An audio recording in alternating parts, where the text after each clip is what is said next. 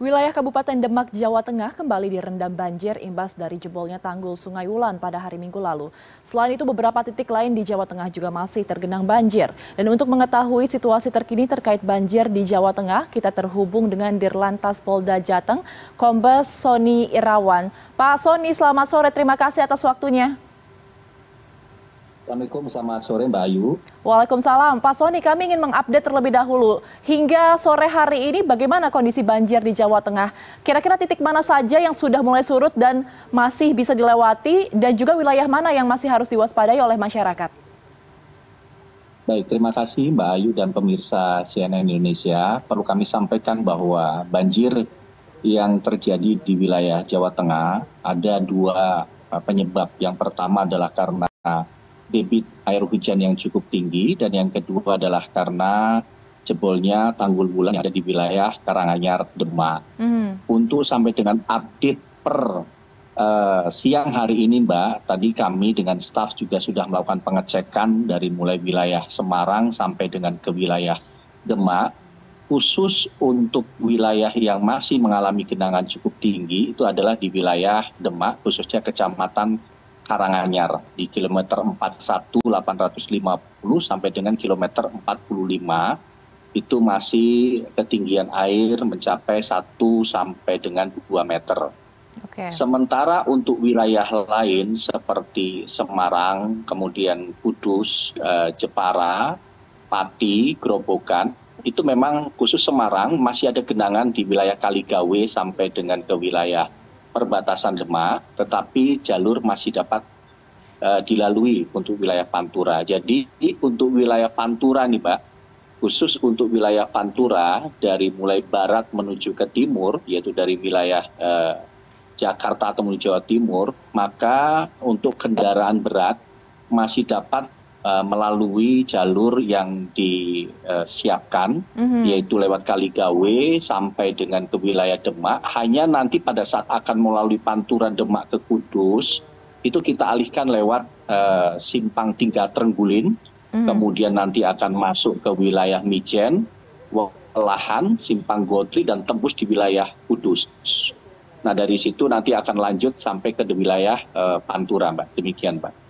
Baik, Pak Sony, jadi ini untuk daerah-daerah terutama di Demak sendiri masih cukup tergenang banjir ya, dan hingga 1 sampai 2 meter seperti itu. Lalu kemudian bagaimana kondisi warga di sana dan bagaimana akses jalan dari masyarakat sekitar?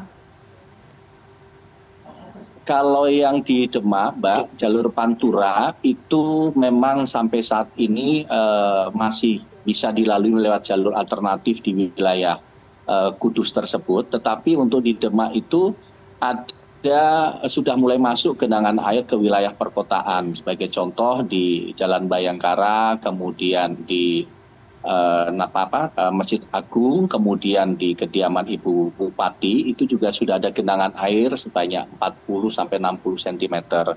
Untuk di Demak, khusus di wilayah Kecamatan Karanganyar ini masih cukup tinggi, sehingga arus lalu lintas yang menuju ke kota Demak ini tentunya akan kita alihkan. Tapi khusus untuk ke wilayah Pantura dalam hal kendaraan-kendaraan berat maupun kendaraan kecil ini dapat dilalui dengan tadi yang saya sampaikan, dari mulai masuk ke wilayah Pantura Demak, dialihkan ke wilayah Simpang 3 Trenggulin sampai dengan Kudus, sampai dengan nanti ke wilayah Pati. Kemudian untuk yang masuk ke wilayah Semarang, ini kendaraan kecil kita alihkan lewat Simpang 3 Wontermongin Sidi, Mbak.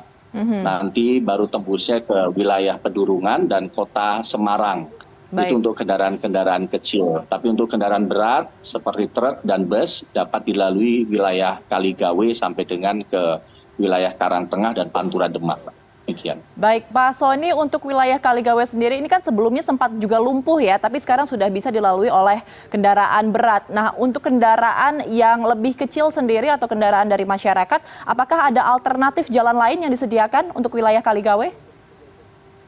Betul Mbak, jadi yang wilayah Kaligawe kita sarankan nanti melewati Pedurungan, kemudian ke Simpang Wontermongin Sidi dan tembus di kota Demak. Tetapi untuk yang kendaraan berat, baik pun bus, itu dapat melalui Kaligawe, kemudian nanti sampai dengan perbatasan dan ketemu di Simpang Wongol Terwongin Sidi sehingga arah Pantura Demak masih dapat dilalui.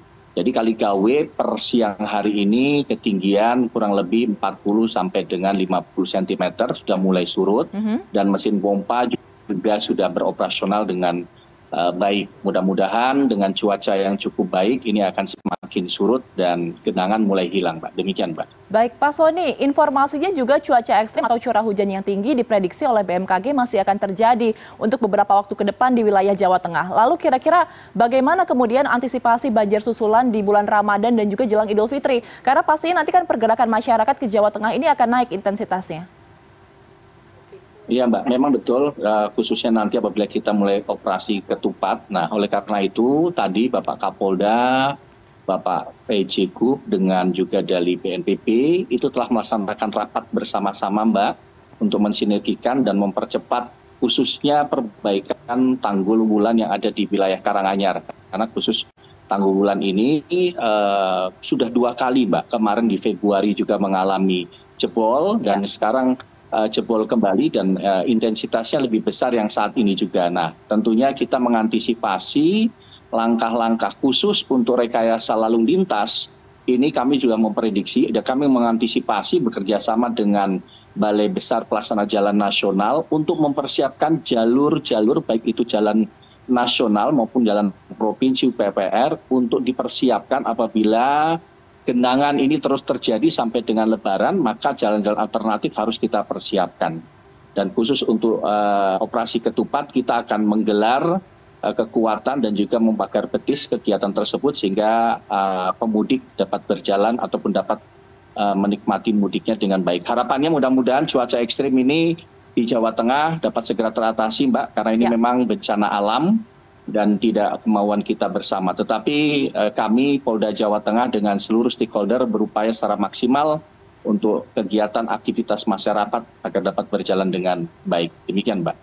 Baik, terakhir Pak Sony, ini kalau kita melihat kan sebenarnya banjir di Jawa Tengah ini bukanlah hal yang baru seperti itu ya, mengingat juga tadi seperti kata Anda bahwa tanggul Sungai Wulan sempat jebol beberapa waktu lalu di bulan Februari. Apa evaluasi yang dilakukan untuk hal ini? Memang kalau berbicara terkait dengan banjir yang ada di wilayah Jawa Tengah, khususnya di wilayah Semarang, yaitu wilayah Kaligawe, ini kan sudah lama ya Mbak ya. Solusinya memang harus dibuat tol Tanggul Laut Mbak ya. Dan ini sekarang sedang berproses. Kalaupun ada tol yang saat ini sudah ada, itu tol yang masuknya dari wilayah Sayung, kemudian keluar wilayah Demak Lingkar Selatan. Nah harapannya nanti itu akan tol itu terhubung dari Terminal Terboyo, kemudian melintasi Tanggul Laut dan tembus di Lingkar Selatan Demak sehingga air yang ada di bawah Kaligawe tersebut tidak mengganggu arus lalu lintas. Itu khusus yang di wilayah Kaligawe, Mbak.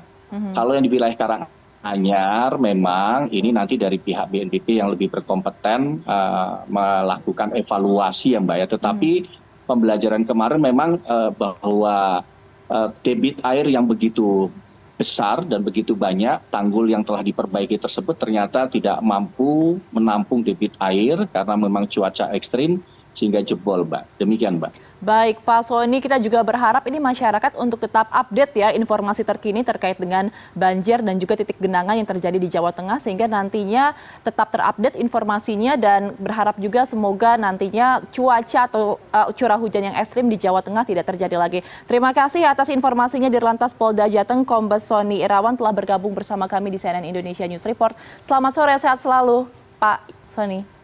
Selamat sore, Mbak Ayu. Terima kasih.